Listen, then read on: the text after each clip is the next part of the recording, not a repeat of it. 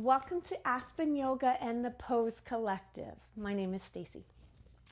This week we are looking at downward dog. Downward dog has many benefits, from strengthening to stretching to connecting us with our core. Really, it's the whole body.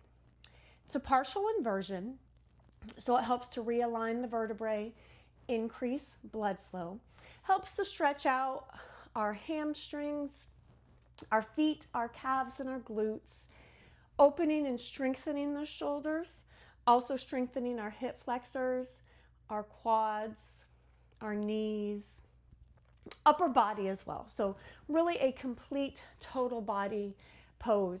This pose is also often used when we do work from a harder pose to transition into another pose, so it can be really done as a calming pose after a harder pose. Those who should not do downward dog, if you are in late stage pregnancy, if you have high blood pressure, carpal tunnel, any shoulder, arm injuries, back injuries, you should stay away from downward dog. All right, so all we're going to need, we're just going to go over some modifications here of downward dog.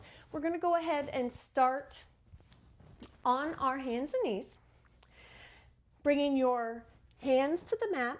If we look at our fingers are extended to a nice wide handprint on your mat. I want you to rotate your elbows towards the front of the room. Triceps are going towards the back.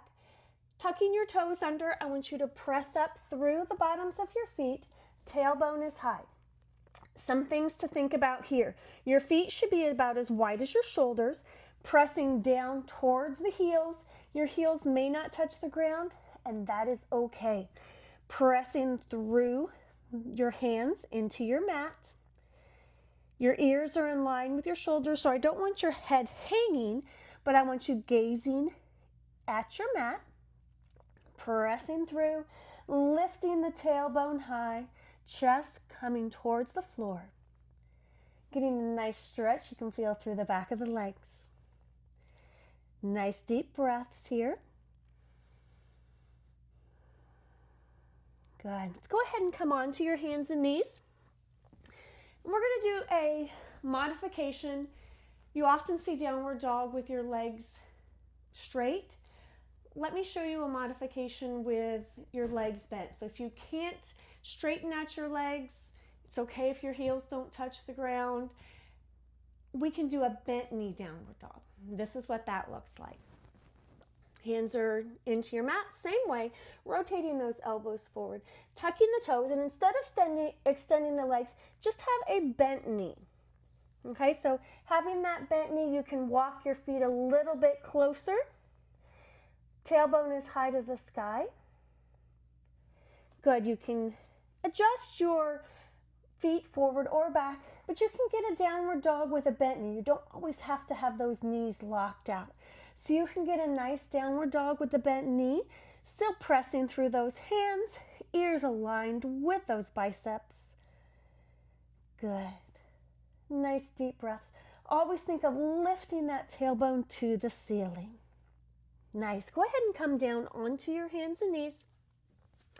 And let's regroup here. So that is downward dog pose this week for the Pose Collective.